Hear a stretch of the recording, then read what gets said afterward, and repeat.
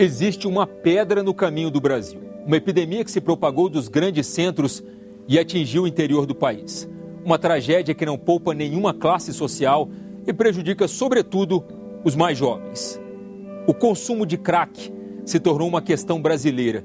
Segundo a Confederação Nacional dos Municípios, 98% das cidades do país possuem algum registro de contato com esta droga. As cracolândias se naturalizam na paisagem dos centros urbanos e o aparato policial já não é suficiente para inibir os usuários.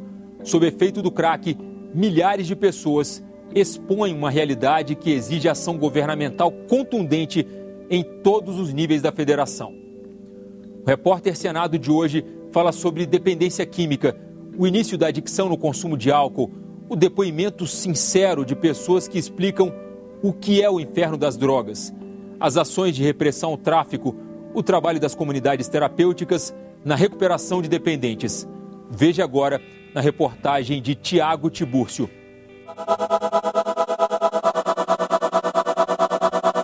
Se for uma coisa para ficar com medo, até medo de minha própria sombra eu tenho.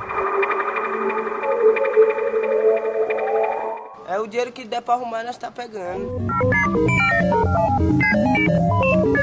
Da minha droga é o capeta em forma de substância. Você só para de fumar quando acaba. Você não vê um jogo de futebol que não tem uma propaganda de álcool. Estamos em Taguatinga, cidade satélite de Brasília, a 25 quilômetros da Praça dos Três Poderes. Nesta rua, vamos acompanhar o movimento de uma das milhares de cracolândias que existem no Brasil. Aqui, o tráfico de drogas acontece abertamente e sem repressão da polícia. O consumo envolve adultos e crianças, homens e mulheres. Tudo isso bem próximo a um local de prostituição. Este homem se esconde em uma caçamba de lixo para fumar o crack. Este outro troca a camisa, celulares e outros objetos pela droga. Esta menina fuma o crack e parece não se aguentar em pé. E tosse. A droga passa de mão em mão, de boca em boca. É uma madrugada sem lei. Mas o que está por trás de cada trago no cachimbo de crack? Quem são essas pessoas presas pelo vício, pela dependência química? Eu ia de casa de madrugada, voltava no outro dia lá pelas 3 da tarde, toda suja. Toda suja. Então aquela ceninha lá da televisão que é o cara todo sujo, jogado no chão usando, eu virei aquilo. As mãos da jornalista Carolina, que abraçam o filho Davi de apenas 15 dias, são as mesmas que até pouco tempo seguravam o cachimbo do crack e as garrafas de bebida alcoólica, inclusive durante a gravidez.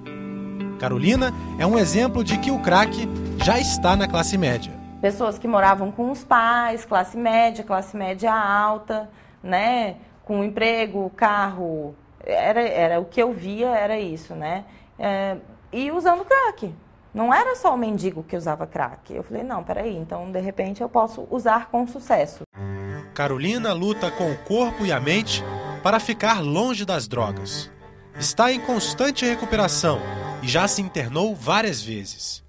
Ela e outros dependentes químicos tiveram a coragem de se expor e revelar as dificuldades de conviver com esta doença. Eu sabia que ela ia trazer prejuízo, eu sabia os efeitos dela, né? Tudo que ela fazia com a minha pessoa, com o meu, né? Com a minha vida, mas mesmo assim eu não conseguia parar, não tinha força para parar. Né? Então a dependência química é quando o indivíduo se expõe a uma substância química que, caso ele pare de usar, ele vai começar a desenvolver uma síndrome de abstinência. Essa forma de falta são sintomas. Podem ser sintomas muito graves, até crises convulsivas em alguns casos, ou uma ansiedade absurda, ou uma insônia, ou tremores, enfim, vai variar mesmo de droga para droga. É uma coisa mais forte em você, né? Eu não conseguia parar. Eu tentava de todas as formas. Eu falava, hoje eu não vou usar, haja o que houver, mas daqui a pouco eu estava usando. Às vezes ele até quer parar de usar a droga, em boa parte dos casos. Mas como esses sintomas vêm numa intensidade muito forte, e ele volta a usar um pouquinho que seja, corta os sintomas, então ele volta a usar. Mas antes de se tornarem dependentes, por que eles e milhões de outros brasileiros foram procurar as drogas? Sempre que eu tinha algum problema, eu ia usar para poder amenizar aquela situação. Sempre tive dificuldade de lidar com não, de lidar com frustração, né? E sempre fui imediatista, assim. Então, sempre quis as coisas para ontem, inclusive alívio, né?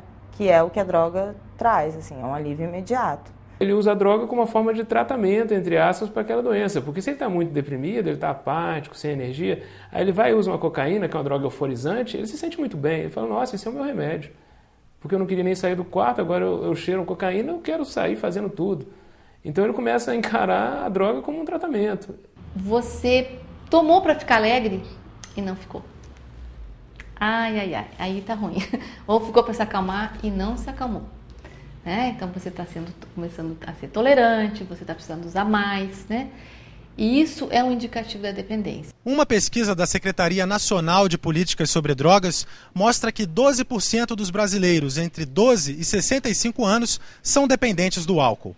Essa substância causa lesões no fígado, no estômago, no esôfago, no pâncreas e até no cérebro. Os entrevistados que você vê neste programa usaram o álcool como a primeira droga. E todos chegaram ao crack. O primeiro foi álcool porque é mais fácil de se encontrar, né? A gente compra no supermercado, compra em posto de gasolina e não era tão mal visto assim.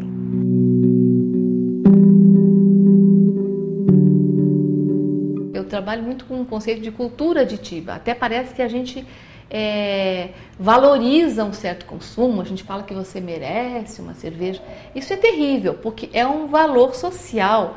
Um projeto de lei aprovado em 2010 pelo Senado impedia que o trabalhador alcoolista fosse demitido por conta de sua doença, caso ele aceitasse iniciar um tratamento. Mas a matéria foi arquivada na Câmara.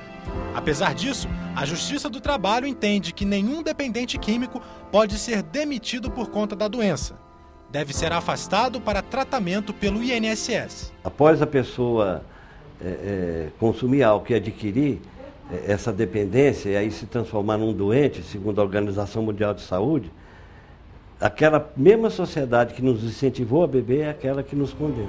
O senador Wellington Dias, que presidiu uma subcomissão no Senado sobre o crack e outras drogas, apresentou um projeto de lei para restringir a propaganda de bebidas alcoólicas. Se o álcool é uma droga, então como permitir propaganda?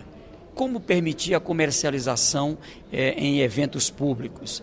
Como permitir, portanto, a indução à bebida? O álcool é muito incentivado na nossa cultura. A gente vê propaganda, você não vê um jogo de futebol que não tem uma propaganda de álcool. No início, no meio e no fim. Parece que para você ser feliz, você tem que usar álcool no Brasil. Por que álcool é tão bom na mídia? Por que está relacionado a sexo? Por que está relacionado a diversão? Por que está relacionado a tudo? A futebol, a carnaval?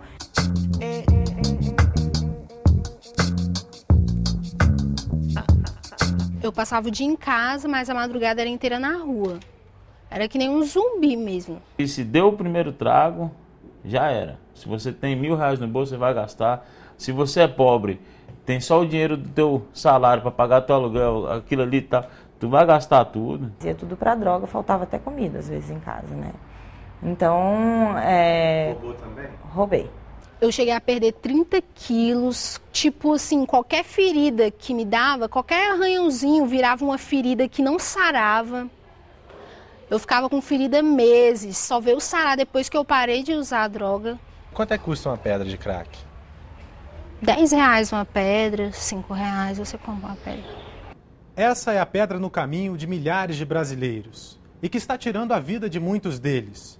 Por essa pedrinha, o crack, muitas pessoas se prostituem, roubam, matam, destroem suas famílias e suas próprias vidas. Mas o que é essa droga que se tornou uma epidemia no país? O perito criminal federal Adriano Maldaner explica.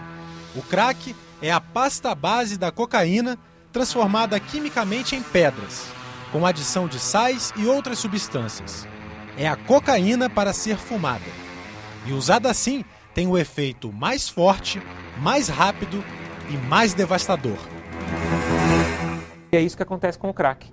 Na hora que ele aquece, ele vira líquido, depois ele vira um gás e é aspirado. Isso no aquecimento com isqueiro ou outro aquecimento, né?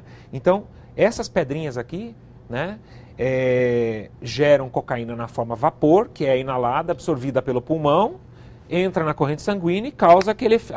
O pulmão é um ótimo receptor para esse tipo de substância, absorve uma quantidade grande, faz com que chegue muito rapidamente à corrente sanguínea e, portanto, ao cérebro, que é o local de ação de uma droga de abuso, né? Quando o crack chega ao cérebro, acontece uma descarga rápida de dopamina, um neurotransmissor responsável pelas sensações de prazer e motivação. Só que, estimulada pela droga, essa descarga é prejudicial à saúde. Os médicos afirmam que, por ser derivado da cocaína, o crack pode causar alterações cerebrais graves, arritmias e paradas cardíacas, e levar o usuário à morte. Por viciar mais rápido, é o produto mais oferecido pelos traficantes. O crack é eliminado do organismo muito rápido, por isso que a pessoa está sempre usando. Você não acha uma pessoa que usou uma vez ao dia, ele usa várias vezes, porque o efeito passa rápido também. Se você tem sobrepoder, qualquer quantidade de crack, que possa ser de 1 grama a 1 quilo, você só para de fumar quando acaba. Ou então quando você entra num estado onde seu organismo não aguenta mais, rejeita, você acaba desmaiando. Este grupo de dependentes que mora embaixo das marquises de um setor comercial em Brasília nos revelou os efeitos da droga. Quantos anos você tem? 30 anos. E como é que é a vida aqui na rua, assim, com a dependência química? Você disse pra mim que bebe uma dose, não é verdade? Eu bebo todo dia, eu sou alcoólica, né? Eu tenho... Agora, dia 10 de março, vou inteirar aqui 2 anos em Brasília. Inteirando já 2 anos nessa maldição aí, desse crack aí, que isso daí não é coisa de Deus não, coisa que veio para desgraçar com todo mundo mesmo. Por causa que cada dia que passa você vê mais uma pessoa diferente, 2, 3. Hoje você tá vivendo, vamos dizer assim, você passa o dia vivendo e de noite chega e fuma o crack. Eu só gosto de fumar à noite mesmo, que eu só fumo à noite. Eu passo o dia trabalhando, pedindo, né? Dói o corpo inteiro, eu me travava todas as vezes, ficava tudo enrijecido, né? Não comia mais, nem água desce. Eu não tinha apetite, né? Eu não conseguia comer, dava síndrome de pânico, eu pensava que estava sendo perseguido. Eu uso mesmo, eu não vou mentir, sabe? E não adianta mentir pra vocês, estou mentindo pra Deus. Eu uso, mas é uma droga que a gente for pensar no caso não tem nem graça. Porque você fuma uma coisa pra ficar com medo, até medo de minha própria sombra eu tenho. Às vezes dá uma dor aqui nas carnes dos peitos, mas dá para levar. Eu comecei a perceber que eu ia ler, eu estava na 3ª linha e já tinha esquecido a 1ª, né? E isso começou a pesar, assim. Numa das minhas internações, eu não sei o que eu fui comer e meu dente começou a esfarelar todo. Então a estética também pesou. Na hora que a gente fuma, tá tudo bem. Na hora que acaba, bate a depressão.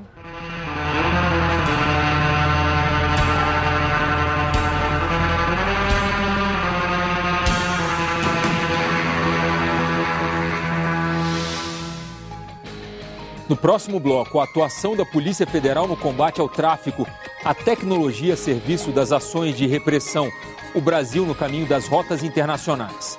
E dependentes químicos contam como participaram da criminalidade. Em instantes, o Repórter Senado.